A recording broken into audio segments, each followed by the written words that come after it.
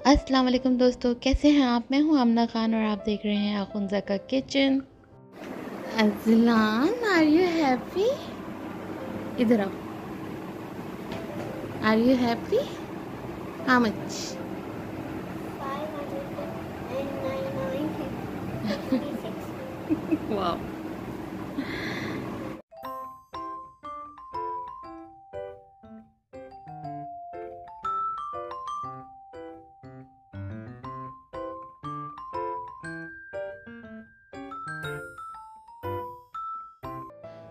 अज़लान सुबह स्कूल जाते हुए इस कदर एक्साइटेड था, जिसका फर्स्ट डे था स्कूल जाते वक्त का। तो वो मैंने थोड़ी सी क्लिप्स बना रही थी। उसके बाद मैं यहाँ सुबह ही खाना बना रही थी। मैंने सोचा खाना बना लेती हूँ ताकि दिन में मुझे आराम आ जाए। वैसे बच्चे सुबह जो है ना वो नाश्ता खाना दिन में खाना खाते नहीं है, वो एक ही टाइम खाएंगे रात में। तो यहाँ बस मैंने ऑयल डाला और उसमें प्याज डाल दिए थे, लहसुन अदरक का पेस्ट डाला था और कुछ खड़े गरम मसाले जिसमें तेज़ पत्ता और बड़ी इलायची, एक चक्री फूल और थोड़ी सी लौंग, एक आधी लौंग और 2-3 दाने जो हैं वो काली मिर्च के। इसके बाद मैंने इसमें चिकन डाल दी थी। चिकन का जैसे ही कलर चेंज होगा तो जो बेसिक मसाले होते हैं ना, धनिया पाउडर, ज़ीरा पाउडर, हल्दी, नमक और लाल मिर्च, मैं पिसी भी नहीं डालती क्योंकि बहुत तेज़ हो जाती है, तो कुटी हुई डालती हूँ, वो भी कम डालती हूँ, 1 टीस्पून के बराबर। तो यहाँ सब चीज़ें मैंने 1 टीस्पून ली थी, बहुत ज़्यादा नहीं ली थी। उसके बाद एक टमाटर, क्योंकि टमाटर हो गया था मेरे पास ख़त्म, और साथ साथ मेरे पास ना टोमेटो पेस्ट पड़े थे फ्रोज़न, तो मैंने 1 क्यूब जो कि 1 टेबल स्पून होता है वो डाल दिया था, और इसके अलावा टमाटर डाल के स्लो फ्लेम करके इसको पकने दिया था। अच्छा, 1-2 मैंने हरी मिर्चें भी साबुत डाल दी थी।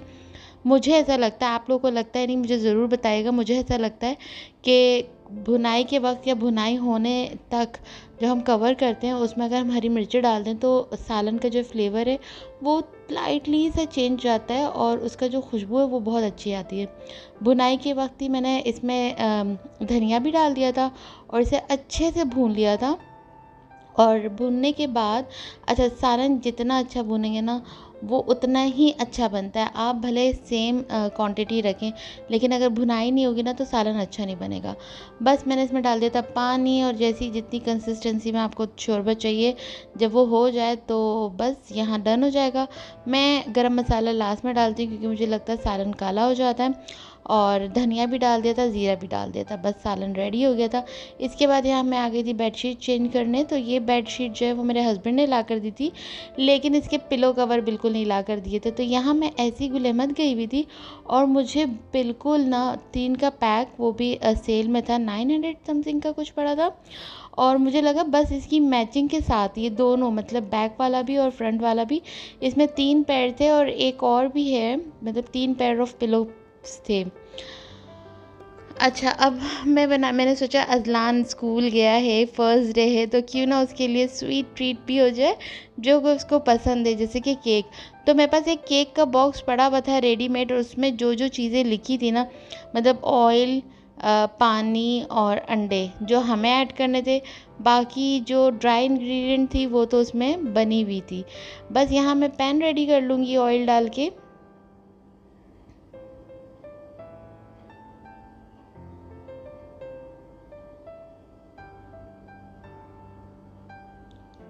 और जो है ना वो मैंने यहाँ पर जो ड्राई पाउडर था वो एक बाउल में डाल दिया, और जो वेट पाउडर है वो मैं एक बाउल में डाल के अच्छे से फेंट लूँगी। बहुत ज़्यादा नहीं, बस हल्का फुल्का सा करना है, क्योंकि जब हम केक बनाते हैं तो हमें फोमी टेक्सचर, क्रीमी टेक्सचर चाहिए होता है।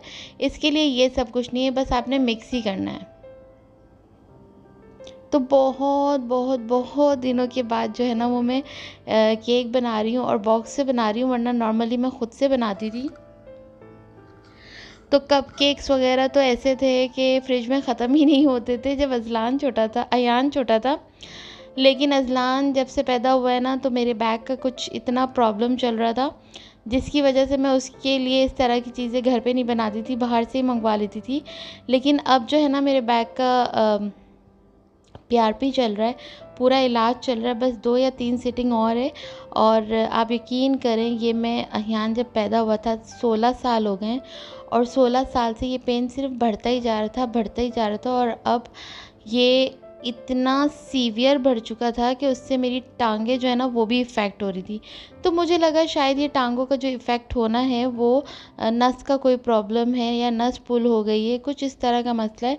लेकिन जब टेस्ट वगैरह करवाए तो उन्होंने कहा नहीं, ये जो बैक बोन रिब है उसी का ही मसला है और वही आपकी टांगों को भी जो है वो आपको ऐसा लगता है नस है, लेकिन ये उसी का ही पेन है।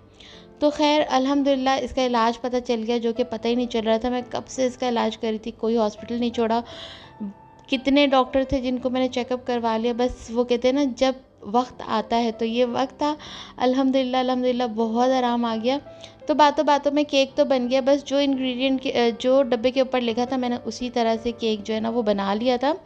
और बस इसको मॉइस्ट करने के लिए मैं क्या करूँगी, वापस मैंने इसको बाउल में डाल के इसको अच्छे से प्रिक कर लिया छुरी से ही, और उसके ऊपर मैंने हाफ़ ग्लास मिल्क डाल दिया। अच्छा, मेरे पास टाइम नहीं था तो मैंने इसको बहुत देर तक नहीं रखा ताकि वो अच्छे से सोक कर ले। मैंने बस फ़ौरन से इसको प्लेट में टर्न किया, तो हल्का हल्का आपको जो है वो मिल्क नज़र भी आएगा। बस इसके ऊपर मैंने फ्रोस्टिंग कोई नहीं बनाई थी, लेकिन मेरे पास ये बनी पड़ी हुई थी।